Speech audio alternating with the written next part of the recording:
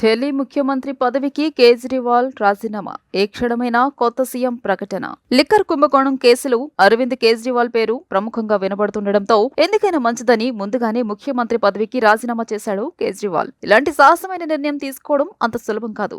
Kejriwal guts ఉన్నోడని రాజకీయవేత్తలు అంటున్నారు. ఢిల్లీ ముఖ్యమంత్రి అరవింద్ కేజ్రీవాల్ కేంద్రంలో అధికారంలో ఉన్న భారతీయ జనతా పార్టీకి సవాల్ విసిరారు. తాను ఎన్నికలకు సిద్ధమంటూ ఆయన విసిరిన సవాల్ ఇప్పుడు రాజకీయ వర్గాల్లో హాట్ టాపిక్ అయింది. ఎందుకంటే తన నిజాయితీని నిరూపించుకోవాలంటే మరోసారి ప్రజల వద్దకు వెళ్లడమే మార్గమని ఆయన నమ్మడం నిజంగా రాజకీయ నేతలకు నిండుదనమిచ్చే అంశంగానే చూడాలి.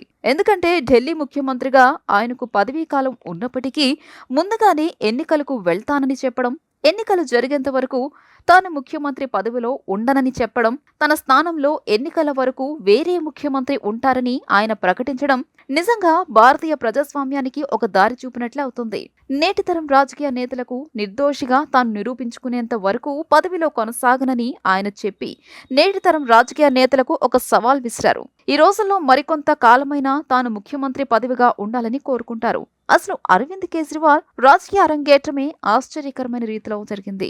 అవినీతికి వ్యతిరేకంగా నాడు అన్నా హజారేతో కలిసి ఉద్యమం చేసి చివరకు రాజకీయ పార్టీతోనే మార్పు సాధ్యమని నమ్మిన కేజ్రీవాల్ 2012లో ఆమ్ ఆద్మీ పార్టీని స్థాపించారు. అప్పటి వరకు ఢిల్లీ పీఠాన్ని తన సొంతం చేసుకుంటూ వస్తున్న కాంగ్రెస్ ను మట్టి కరిపించి 2013లో జరిగిన ఎన్నికల్లో అధికారంలోకి వచ్చారు. అయితే అప్పుడు బీజేపీ సహకారం తీసుకోవాల్సి రావడం, ఢిల్లీ అసెంబ్లీలో జన్ లోక్పాల్ బిల్లు ఆమోదం పొందకపోవడంతో ఆయన అధికారంలోకి వచ్చిన 49 రోజులకే ప్రభుత్వాన్ని రద్దు చేసి తిరిగి ప్రజల వద్దకు వెళ్లారు. 3 సార్లు ముఖ్యమంత్రిగా 2015లో జరిగిన ఢిల్లీ అసెంబ్లీ ఎన్నికల్లో తిరిగి ఆమ్ ఆద్మీ పార్టీని ఒంటరిగా అధికారంలోకి తేగలిగారు. ఢిల్లీ అసెంబ్లీ పరిధిలో ఉన్న 70 స్థానాల్లో ఆమ్ ఆద్మీ పార్టీ 67 స్థానాల్లో గెలిచి తన సత్తా ఏంటో నిరూపించారు. తిరిగి 2020లో జరిగిన అసెంబ్లీ ఎన్నికల్లో 62 స్థానాల్లో నెగ్గి మూడోసారి ముఖ్యమంత్రి బాధ్యతలను స్వీకరించిన అరవింద్ కేజ్రీవాల్ పాలనలో ఎన్నో సంస్కరణలు తెచ్చారు. ఆ సంస్కరణలే పొరుగున ఉన్న పంజాబ్ లో ఆమ్ ఆద్మీ పార్టీని అధికారంలోకి తెచ్చిందంటారు. అలాంటి కేజ్రీవాల్ పై ఢిల్లీ లిక్కర్ స్కామ్ ఆరోపణలొచ్చాయి. ఢిల్లీలో మద్యం పాలసీలో ఆయన పార్టీ ముడుపులు స్వీకరించిందన్న ఆరోపణలతో తీహార్ జైలుకు వెళ్లారు. తనను అన్యాయంగా ఇరికించారంటూ ఆయన చేసిన వాదనలు న్యాయస్థానం 4 గోడల మధ్యనే నిలిచిపోయాయి. అయితే ఆయన తప్పు చేశారా లేదా అన్నది ఇంకా తేలాల్సి ఉంది. కానీ ఆయన ప్రజల ముందుకు వెళ్లి తీర్పును కోరడం అభినందనీయమే.